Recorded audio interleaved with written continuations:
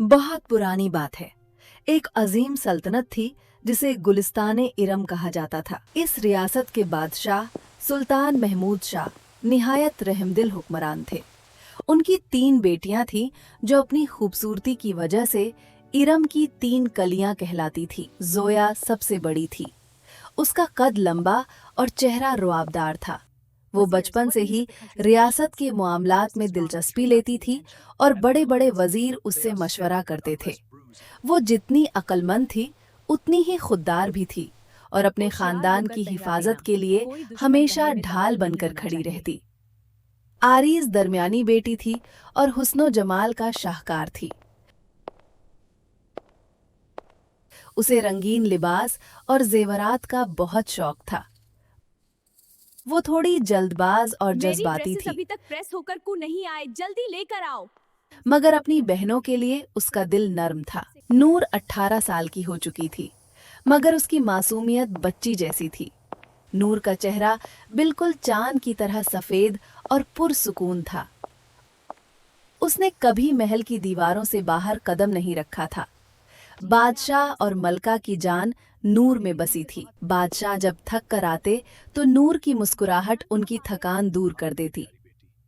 वक्त के साथ जोया और आरीज के दिलों में तब्दीली आने लगी, क्योंकि हर महफिल में सिर्फ नूर का जिक्र होता था। एक रात जश्न के मौका पर बादशाह ने नूर को एक बहुत कीमती हीरों का हार तोहफे में दिया। ये देखकर जोया और आरीज के दिलों में हसद की आग भड़क उठी।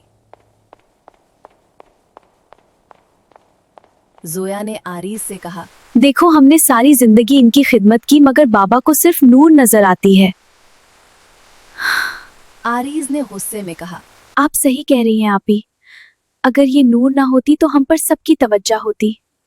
हमें कुछ करना होगा। दोनों बहनों ने एक खतरनाक मंसूबा बनाया। अगली सुबह वो नूर के पास गईं और बोले, नूर, आज मौसम कितना प्यारा है ना? क्यों ना हम सियाह जंगल की तरफ सैर को चले? वहाँ हम तितलियां पकड़ेंगे। मगर बाबा जान मुझे यहाँ से बाहर जाने की इजाजत नहीं देंगे। नूर, तुम फिक्र मत करो, हमने बाबा जान से इजाजत ले ली है। अब दोनों कितनी अच्छी हैं, मेरा कितना ख्याल रखती हैं। नूर खुशी से राजी हो गई। जोया ने झूठ बोला कि उन्होंने बादशाह से इजाजत ले ली है। तीनों बहनें घोड़ों पर सवार होकर निकली। चलते चलते वो उस जंगल के बीच पहुंच गईं, जहां दरख्त बहुत घने थे। नूर, देखो, वहां दरख्त के पीछे कितने प्यारे नीले फूल हैं। जाओ, तोड़कर लाओ। आरीज ने इशारा किया। नूर जैसे ही दरख्तों की ओट में गई, जोया और आरीज ने घोड़ों को मोड़ा और वापस महल भाग निकली। नूर ने पीछे से आवाज दी, मगर वो जा चुकी थी। नूर रास्ता वो भटक दोनों गई। मुझे यहाँ छोड़कर कुछ चली गई। मुझे यहाँ बहुत डर लग रहा है।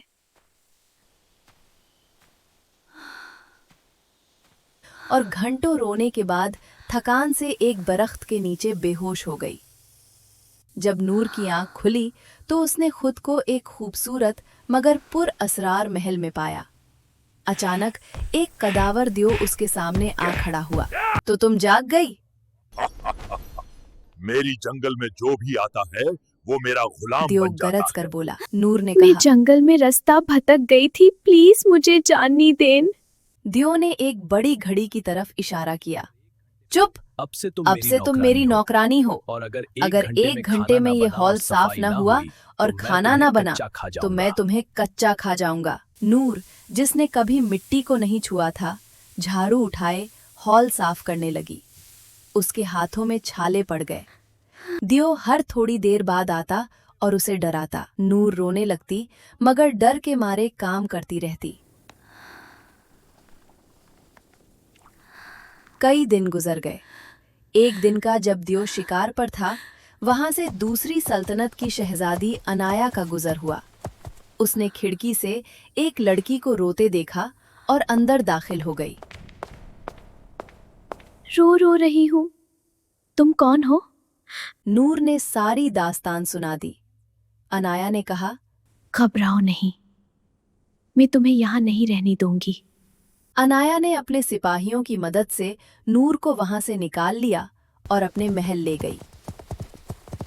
वहां नूर की खिदमत की गई और तबीयत बेहतर होने पर उसे वापस गुलिस्तान इरम ले जाया गया। गुलिस्तान इरम में मातम का माहौल था। अचानक खबर आई कि शहजादी नूर तशरीफ लाई हैं। नूर को जिंदा देखकर बादशाह की जान में जान आई। मेरी जान। आपी अब क्या होगा? पता नहीं बहना, अब तो सबको पता चल जाएगा। जोया और आरीज के रंग उड़ गए। नूर ने सबके सामने हकीकत बयान कर दी कि कैसे उसकी बहनों ने उसे धोखा दिया। बादशाह का गुस्सा आसमान को छूने लगा और उन्होंने तुम दोनों से दोनों ये उम्मीद बहनों नहीं को थी। सख्त तुम सजा दोनों का को इस हुक्म जुर्म की दिया। सख्त सजा मिलेगी। ये सुनकर जोया और आरीज नूर के कदमों में गिर पड़े और रोने लगी। नूर, हमें माफ कर दो, हसद ने हमारी अक्ल पर पर्दा डाल दिया था।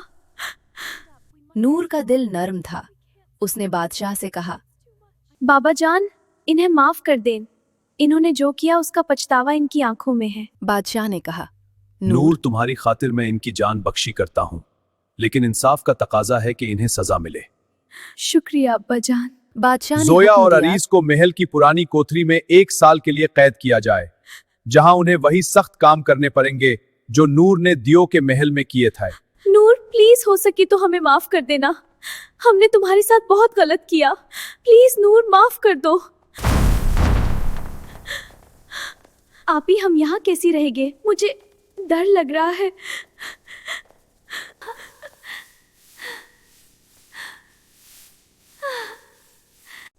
पता नहीं ये कैसी बनेगा। मुझे बहुत भूख लग रही है। थोड़ा इंतजार करो, मैं कोशिश कर रही हूँ बनाने की। भूख लगी है यार।